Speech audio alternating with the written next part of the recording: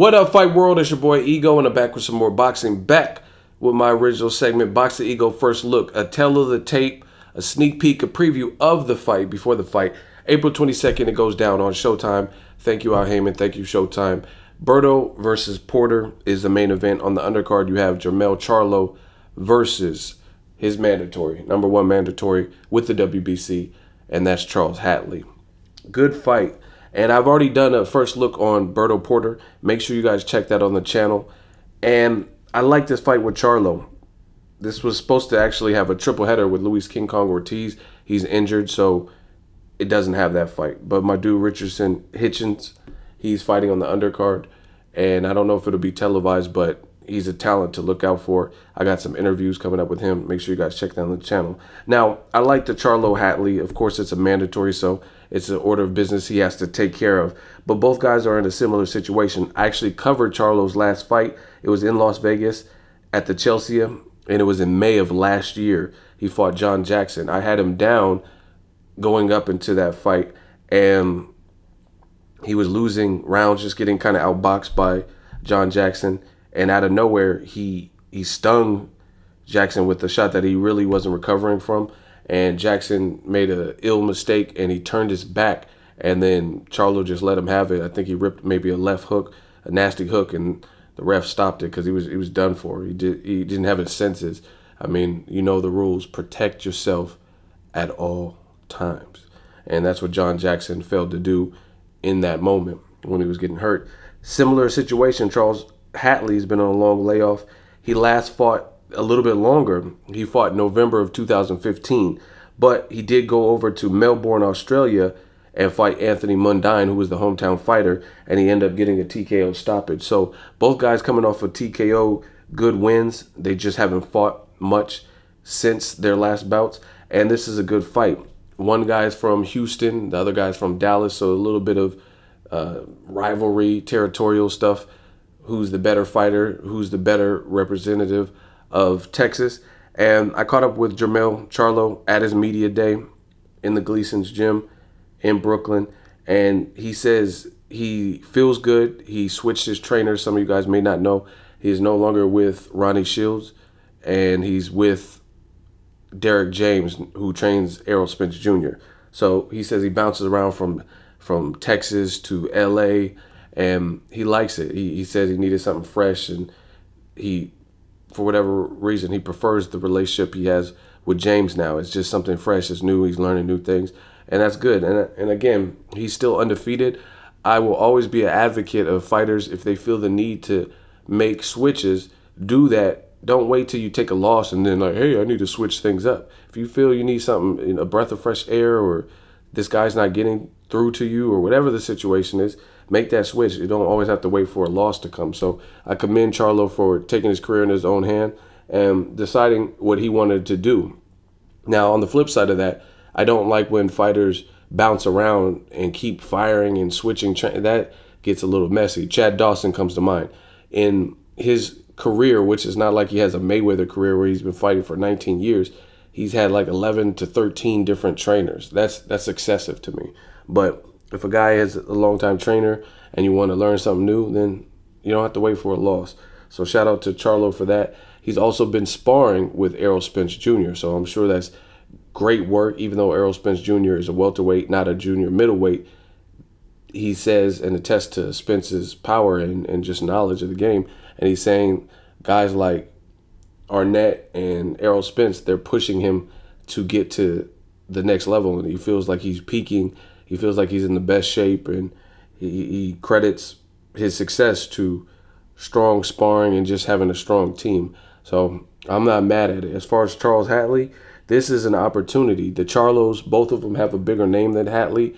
A lot of people don't know HATLEY, but not only if you beat Charlo do you become a name, you also get that WBC title. This is not a false like a WBC interim or commemorative belt or anything. This is the real green strap. Everybody likes the green strap. So I like fights like this because you have two guys, one with the bigger name, one with the lesser name, but both guys have power, and it's going to be an interesting fight to see who kind of gets off first and how bad do you want it. And you got to watch out for guys like Hatley. Hatley has a 64% KO ratio.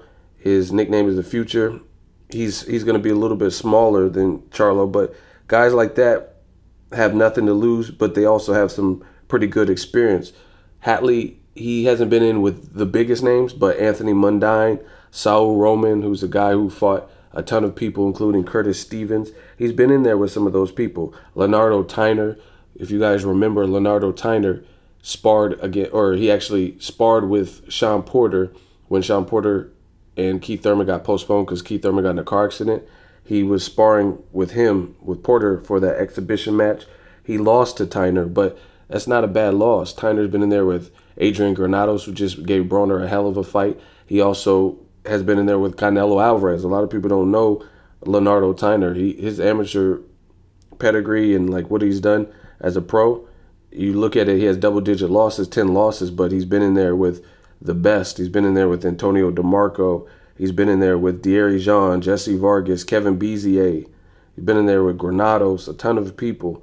And he fought Canelo, Saul Alvarez. I was born ready in 2009 when Canelo was coming up. He lost to Canelo, but that's still experience.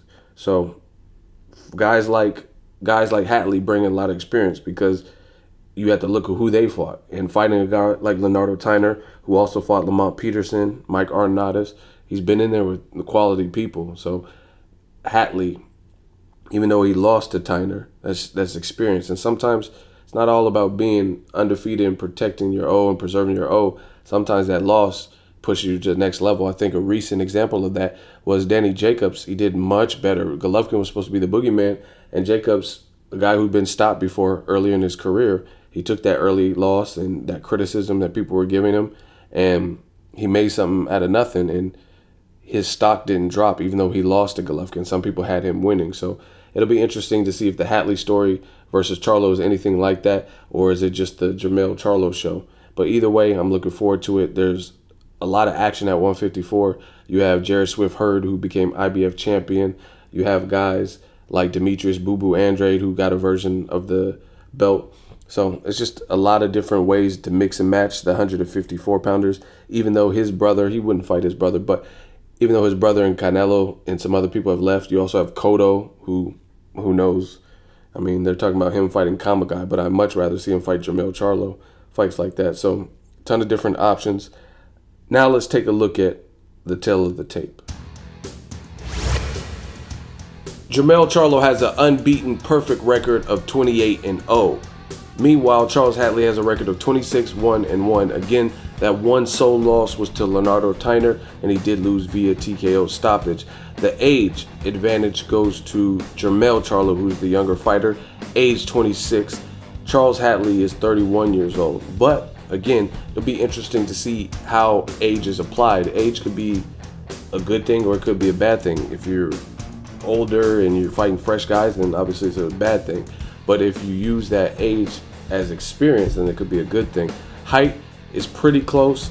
JERMELL is listed at 5'11", and Hatley is listed at 5'10". However, when I've seen Hatley, he was in Las Vegas at the triple header with the Charlo fight. He didn't look quite 5'10". He might be a little bit shorter, but that's what he's listed at. Reach, also very close. And that's the thing I like about certain matchups is even before I prepare the first look, when I'm like, that's a good matchup on paper, and then when I get down to the actual facts, it's always close. You look at it. JERMELL Charlo has a record of 28-0, and Hatley has a record of 26-1-1. You add that up, that's 28 fights. So they both have the same amount of pro fights, although Hatley lost one and he drew in one of those fights. You look at the height, there's a difference of 1 inch. And you look at the reach.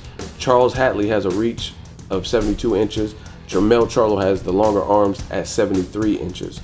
So this will be a good fight. This is also for the WBC strap, so it's a championship fight. Hatley, again, is the #1 mandatory to JERMELL's belt. And both guys have been out. They didn't have much action. One fight, if that, in 2016. So hopefully they have a better and bigger year. And this is the starting point for it. And it's going to be on a big Showtime card. BERTO versus Porter, Saturday, April 22nd. Make sure you guys check it out. I'll be there live, so stay tuned to the channel for more videos, post-fight, pre-fight, press conferences, all that. Make sure you share the video, like the video as always, hate, comment, and subscribe. Till next video is Ego, signing off. So if you enjoyed this video and want more content like this on the channel, you can show your appreciation by going to the PayPal donate button or the YouTube support button, and you can donate any amount that you feel is equivalent to the value of this video. Much more to come. Thank you guys for your support. Boxingego, the future of boxing.